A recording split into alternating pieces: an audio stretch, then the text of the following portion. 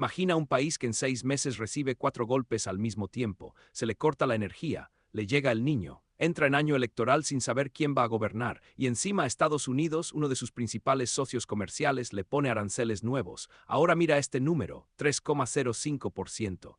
Eso creció la economía de Perú en la primera mitad de este año. Con todo eso encima, mientras tanto, el promedio de América Latina se mueve entre 2,1 y 2,3%. Perú no solo está por encima del promedio, está creciendo más que Brasil, más que México, más que Chile y más que Colombia. En los próximos minutos vas a entender tres cosas. Primero, cuáles fueron exactamente los golpes que Perú absorbió sin descarrilarse. Segundo, el mecanismo. ¿Qué motores reales explican que la economía siga andando? Y tercero, porque este canal no hace propaganda el pero, ¿qué es lo que este crecimiento todavía no resuelve? Este es el ajedrez del capital, empecemos. Pongamos los golpes sobre la mesa uno por uno. Golpe número 1, energía. Durante el primer semestre, Perú enfrentó episodios de desabastecimiento energético. Para una economía que depende de la minería y de la industria, la energía no es un detalle, es el insumo de todo lo demás. Piensa en la cadena completa. Una mina de cobre es en esencia una máquina eléctrica gigante, molinos, bombas, plantas de procesamiento. Una fábrica textil, un frigorífico pesquero, un centro comercial, todo cuelga de la misma red.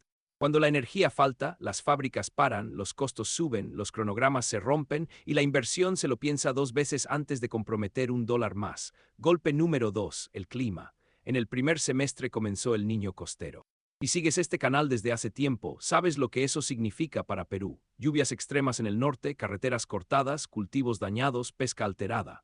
No es una abstracción meteorológica, es agua destruyendo la infraestructura que mueve mercancías, es agricultura exportadora perdiendo campañas enteras, es anchoveta que desaparece de la costa cuando el mar se calienta.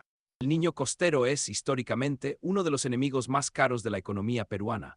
Los gobiernos peruanos le temen más que a cualquier crisis financiera, porque no se negocia con él. Golpe número 3, la política. Perú entró en periodo electoral. La incertidumbre electoral es veneno para la inversión. Nadie firma un proyecto a 10 años sin saber qué reglas de juego habrá el año que viene. Un inversionista que evalúa abrir una mina o levantar una planta hace una sola pregunta: ¿quién va a gobernar y qué va a hacer con los contratos, con los impuestos, con las concesiones? Mientras esa pregunta no tenga respuesta, el dinero espera. En cualquier manual de economía, un año electoral con incertidumbre alta debería enfriar la economía. Y golpe número 4, el comercio. Estados Unidos impuso nuevas barreras arancelarias que alcanzan a las exportaciones peruanas, un viento de frente externo que Perú no eligió y no controla. Y que llega en el peor momento posible, justo cuando los otros 3 golpes ya estaban en el terreno de juego. Desabastecimiento energético, el Niño, elecciones, aranceles. Cualquiera de estos golpes por sí solo justificaría un semestre mediocre. Los 4 juntos en 6 meses deberían haber sido una tormenta perfecta, y sin embargo 3,05% de crecimiento. La pregunta obvia es ¿cómo? Aquí está el corazón de este video. Porque resiliencia es una palabra bonita, pero no es una explicación. La explicación son 3 motores concretos. Motor número 1, la inversión privada volvió. Durante años, la inversión privada peruana estuvo por debajo de su potencial. Ruido político, desconfianza, proyectos congelados en el cajón esperando un contexto mejor. Eso está cambiando. El rebote de la inversión privada es uno de los argumentos centrales con los que Moody's justificó la mejora de su proyección para Perú. Y esto importa por una razón que conviene subrayar. La inversión privada es el motor de mejor calidad que puede tener una economía. No depende del gasto del Estado, no se financia con deuda pública, no genera inflación por emisión. Y construye capacidad para el futuro, minas, plantas, infraestructura, empleo. Un punto de crecimiento que viene de inversión privada vale más que un punto que viene de gasto público, porque el primero se sostiene solo y el segundo hay que pagarlo después. Motor número 2, la demanda interna. Los peruanos siguen consumiendo.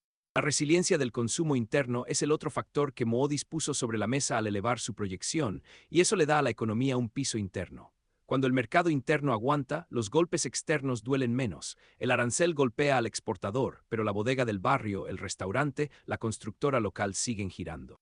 Es el amortiguador silencioso de cualquier economía. Millones de decisiones cotidianas de consumo que no leen los titulares de la prensa financiera y que sumadas sostienen el semestre. Motor número 3, el cobre. Perú es uno de los grandes productores mundiales de cobre y la minería es hoy una de las palancas del crecimiento peruano. El mundo está electrificando todo, autos, redes, centros de datos, y todo eso lleva cobre adentro. Cuando el cobre está fuerte, entran divisas, entra recaudación y las mineras invierten más. Es la vieja historia de los países mineros, sí, pero con una diferencia que veremos en un momento. Esta vez hay un ancla institucional detrás. Fíjate en la arquitectura de esto. Un motor externo, el cobre. Un motor interno, la demanda doméstica, y un motor de confianza, la inversión privada, tres motores distintos que no fallan todos al mismo tiempo. Cuando el arancel golpea la exportación, el consumo interno sostiene. Cuando el niño golpea el norte, la minería del sur empuja. Eso es lo que significa resiliencia en términos concretos. No es aguantar un golpe, es tener más de una fuente de tracción. Ahora, el detalle institucional, porque los motores explican el semestre, pero hay algo más profundo que explica la confianza. Hace poco, el Tribunal Constitucional de Perú emitió un fallo que pasó relativamente desapercibido fuera del país, pero que los analistas leyeron con mucha atención. Le permite al Ministerio de Economía y Finanzas impugnar leyes de gasto que considere fiscalmente riesgosas. Traduzcamos eso. En muchos países de la región, el Congreso puede aprobar aumentos de gasto sin preocuparse de dónde sale el dinero. Un bono por aquí, una exoneración por allá, un aumento salarial en año electoral. Cada ley suena bien por separado. Sumadas son la receta clásica del descontrol fiscal, gasto que se bota fácil y se paga con deuda o con inflación. Lo vimos en el vídeo anterior con Argentina. Cuando el mercado deja de creer en las cuentas de un país, el castigo llega por la vía del riesgo país y llega rápido. Si no viste ese vídeo, te lo dejo enlazado, hoy la historia es exactamente la opuesta. Con este fallo, Perú le pone un freno institucional a esa dinámica. Ahora hay un actor técnico, el MEF, con la herramienta legal para frenar leyes que rompan la disciplina fiscal. Fíjate en el detalle del diseño, no es un decreto de un gobierno de turno, que el siguiente gobierno puede revertir con otra firma. Es un fallo del máximo intérprete de la Constitución. Es una regla del juego. Las reglas del juego son exactamente lo que los inversionistas de largo plazo compran cuando deciden dónde poner su dinero. No compran discursos, compran instituciones. ¿Y cómo respondió el mercado? Mira las proyecciones para el año completo. El Banco Mundial proyecta 2,7% para Perú en 2026. Mapfre Economics 2,9%. Moody's acaba de subir su proyección a 3,5% y aquí viene lo interesante. La subió incluso incorporando en su escenario un incumplimiento fiscal más pronunciado. Es decir, hasta la calificadora que asume que las cuentas públicas se van a desviar más de lo prometido cree que Perú va a crecer por encima de la región. El propio Ministerio de Economía, con el ministro Elmer Cuba al frente, apunta más alto, entre 3,5 y 4%. Cuatro proyecciones distintas de cuatro instituciones con incentivos distintos. Ninguna coincide en el número exacto. Todas coinciden en la dirección, Perú por encima del promedio regional. Y aquí es donde este canal se separa de la propaganda. Porque el mismo Banco Mundial, que pone a Perú a la cabeza del crecimiento regional, agrega una advertencia, y es seria. Crecer por encima del promedio no garantiza mejoras en el empleo formal ni en la calidad de los servicios públicos. Si nos estás viendo desde Lima, desde Arequipa, desde Trujillo, probablemente esto no te sorprende. Es la paradoja peruana de las últimas décadas. Los grandes números pueden estar bien mientras tu realidad cotidiana, el contrato que no llega, el hospital saturado, el colegio sin recursos, se mueve mucho más lento. ¿Por qué pasa esto? Porque los motores que vimos son intensivos en capital, no en empleo. Una mina moderna concentra cantidades enormes de capital y emplea relativamente poca gente. El crecimiento que genera entra por la recaudación y por la inversión, pero tarda en llegar, si llega, al mercado de trabajo del día a día, donde la mayoría se gana la vida en la informalidad, sin contrato, sin seguro, sin pensión. El PBI puede crecer empujado por el cobre y la inversión sin que eso se traduzca, en el corto plazo, en más empleo formal con derechos o en mejores servicios del Estado. La macro y la calle pueden vivir en países distintos durante años. Esa brecha entre la macro y la mesa de tu casa no es un detalle, es precisamente el combustible de la frustración política, y cuando llegan las urnas esa frustración bota. Un país puede tener la macro ordenada y aún así elegir romperla, si la mayoría siente que ese orden nunca le llegó. La resiliencia peruana tiene entonces una condición, que el crecimiento empiece a sentirse. Ese es el partido que se juega ahora y no se juega en el Banco Central, se juega en la política. Cerremos con la foto completa. En el vídeo anterior vimos a Argentina bajo tensión financiera, con el mercado castigando la desconfianza.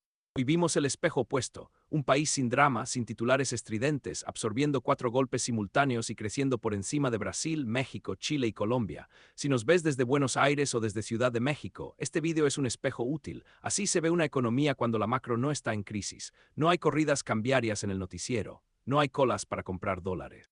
La discusión pública es sobre cómo repartir el crecimiento, no sobre cómo frenar el incendio. No es espectacular, es estable, y en América Latina la estabilidad es la mercancía más escasa. La síntesis en 3 frases.